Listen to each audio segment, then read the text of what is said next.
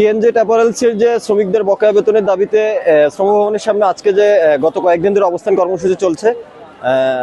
আজকে বিকেলে যে গণমিছিলের আহ্বান করা হয়েছে, আমি বাংলাদেশের প্রত্যেক শ্রমিক সচেতন মানুষকে আহ্বান করব, আজকে এই যে মজুরি বৃদ্ধির যে মজুরি পাওনার যে দাবি এবং এই দাবিতে শ্রমিকদের যে স্বতঃস্ফূর্ত অংশগ্রহণ, সেই অংশগ্রহণের সংহতি এবং এই শ্রমিকদের সাথে একত্রতা প্রকাশ করে আজকের গণমিছিলকে আরও জোরদার করার জন্য আহ্বান করছি। অভ্যুত্থান পরবর্তী বাংলাদেশে অভ্যুত্থানের যে বড় শক্তি, সব থেকে বড় যে সিংহভাগ যে শক্তি, এই যে শ্রমজীবী মানুষের যে মজুরি মর্যাদার যে নিশ্চয়তার দাবিতে আজকে যে মানুষের অবস্থান, সেই অবস্থানকে জোরদার করুন এবং বর্তমান যে ইন্টারিম সরকার, সেই সরকারের যে দায়িত্বপ্রাপ্তদের এই যে ভুল মেসেজ দেওয়া, শ্রমিকদের বিভ্রান্তি করা এবং মিডিয়ার মাধ্যমে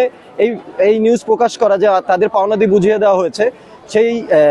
এক ধরনের যে প্রতারণা, সেই প্রতারণার নিন্দা জানায় রাখলাম। এবং এই যে শ্রমজীবী মানুষের তার যে 3 মাস 4 মাসের যে ন্যায্য দাবি, তার যে বকেয়া বেতন, সেই বকেয়া বেতন দ্রুত পরিশোধ করার আহ্বান জানাচ্ছি এবং গণমিছিলে সবাইকে আহ্বান করছি, সবাই মিলে অংশগ্রহণ করুন শ্রমজীবী মানুষের মজুরের মর্যাদার নিশ্চয়তা বাস্তবায়নের দাবিতে। 2 মাসের বেতন, ছুটির টাকা, মাস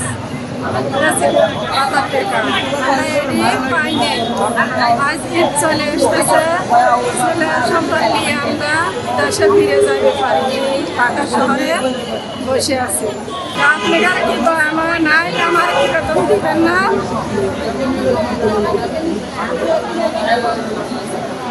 আমরা অনেক আশায় আছি, বেতন দিবেন তো বাড়ি ফেরবো, নইলে আমার কোনো উপায় নাই। এখানেই যদি বেতন না হয় আমরা এখানেই ঈদ কাটাবো।